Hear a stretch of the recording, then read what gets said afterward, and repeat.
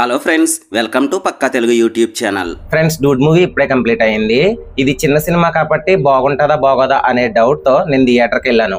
Movie చూసిన తర్వాత నా ఎక్స్పీరియన్స్ చెప్పాలి అంటే మూవీ ఓకే బాగుంది, అలాగని సూపర్ అనే అన్నో యావరేజ్ అని కూడా కాదు. జస్ట్ మూవీ అయితే ఓకే బాగుంది. ఇక మూవీ స్టోరీ లైన్ విషయానికి వచ్చేస్తే ఇది రొటీన్ స్టోరీ. అంటే ఈ మూవీలో హీరో హీరోయిన్ వీళ్ళిద్దరూ కూడా బావ మరదల్లో అండ్ చిన్నప్పటి నుంచి బెస్ట్ ఫ్రెండ్స్ కూడా.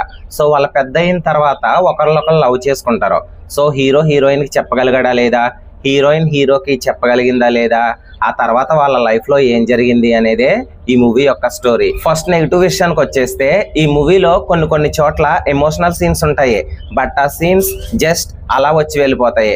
కొన్ని చోట్ల కామెడీ సీన్స్ ఉంటాయి, అవి జస్ట్ అలా వచ్చి వెళ్ళిపోతాయి. అండ్ ఈ మూవీలో హీరో హీరోయిన్ శరత్ కుమార్ వీళ్ళ ముగ్గురు కాకుండా ఈ మూవీలో కొన్ని ఇంపార్టెంట్ క్యారెక్టర్స్ ఉంటాయి, అంటే సపోర్టింగ్ క్యారెక్టర్స్. ఆ క్యారెక్టర్స్ చూస్తున్నప్పుడు మనకి ఏమనిపిస్తుంది అంటే ఈ క్యారెక్టర్స్ ఇంకొంత ఎక్కువసేపు ఉంటే బాగుంది కదా అని అనిపిస్తుంది. బట్ అన్ఫార్చునేట్లీ ఆ క్యారెక్టర్స్ ఏంటంటే చాలా తక్కువ సేపు ఉంటాయి.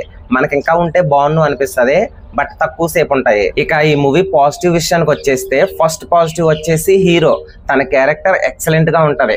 స్టార్టింగ్ నుండి ఎండింగ్ వరకు కూడా ఎమోషనల్ సీన్స్ లో అయినా కామెడీ సీన్స్ లో అయినా ఎటువంటి సీన్స్ లో అయినా సరే తన యాక్టింగ్ మాత్రం ఎక్సలెంట్ గా ఉంటది. సెకండ్ పాజిటివ్ వచ్చేసి హీరో హీరోయిన్ మధ్య కొన్ని ఎమోషనల్ సీన్స్, అలాగే కొన్ని కామెడీ సీన్స్, కొన్ని లవ్ సీన్స్ ఉంటాయి.